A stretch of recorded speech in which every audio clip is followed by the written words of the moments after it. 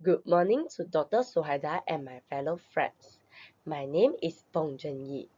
Today, I'm going to present my assignment 1, which is the title is Geography as Destiny, Challenging the Rural-Urban Educational Funding Gap.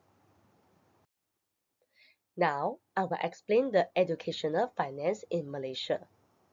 According to the World Bank 2024, the Malaysian government has demonstrated an exceptional commitment to the public education, consistently allocating approximately 3.8% to 4.5% of its gross domestic product (GDP), representing roughly 60% of total federal government spending to the educational sector.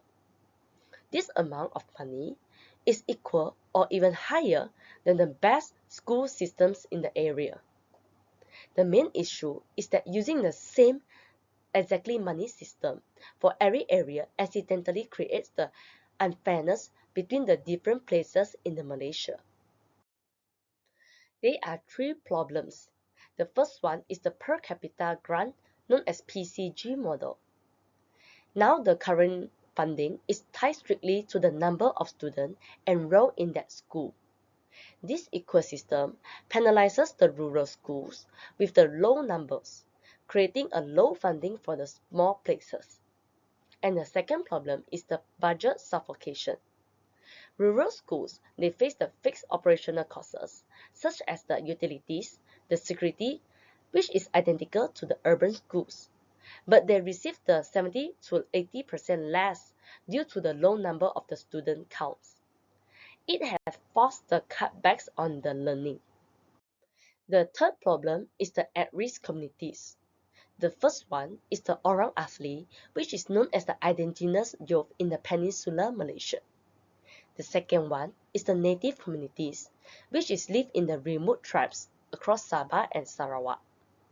And the third one is the B40 families, which is known as the marginalized socio-economic groups trapped in the rural cycles.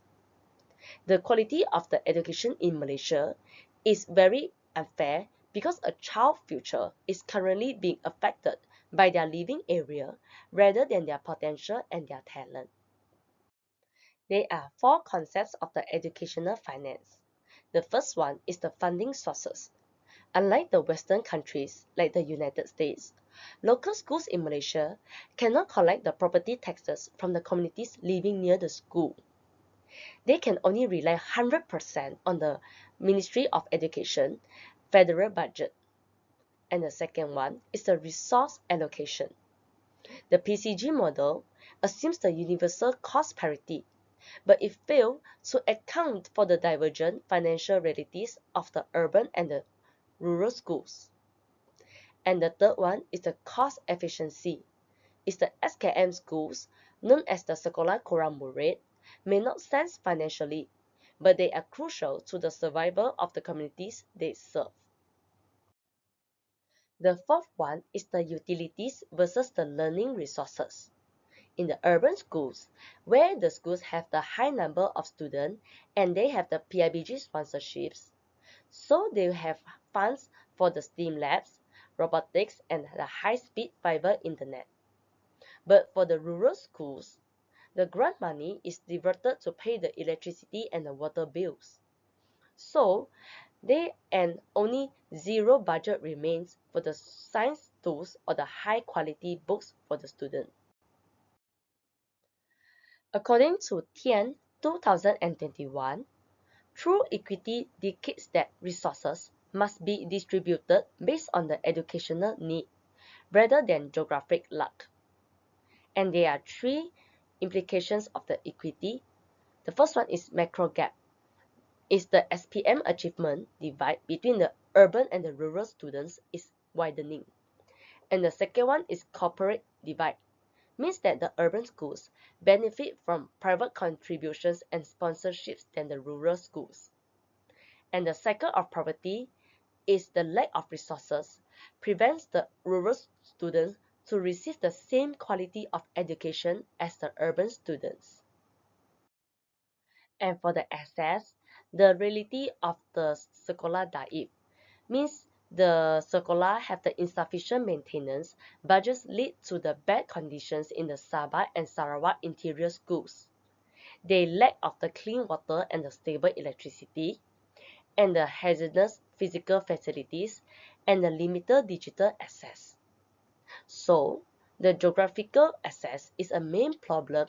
To achieve an aim is to get an equal education for all children. For the quality, it has the problem is the human resource crisis. As the experienced teachers, they will migrate to the urban areas for better facilities such as the STEAM labs and the professional development PLC opportunities. And as for the junior concentration, the rural schools are disproportionately staffed by the new IPG graduates, new teacher. And the resource security is the rural schools, lack of the instructional materials causes the quality of the instruction to suffer.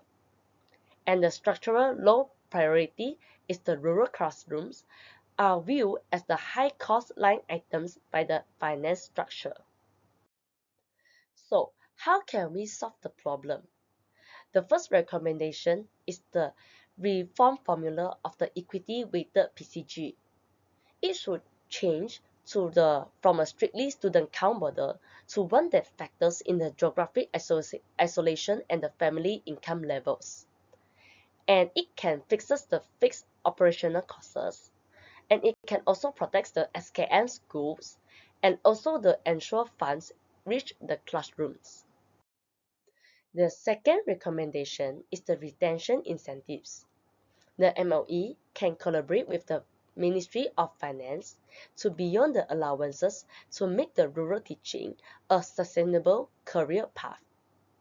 By giving them the premium housing, such as the upgraded educator quarters with the modern amenities, the digital lifelines to provide the high-speed satellite internet for the teacher, and the localized induction, which as they will give the mentoring programs to reduce the teacher burnout.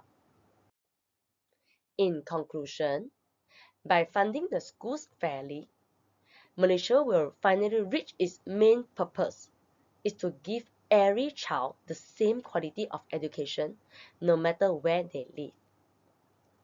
This is all from me. Thank you.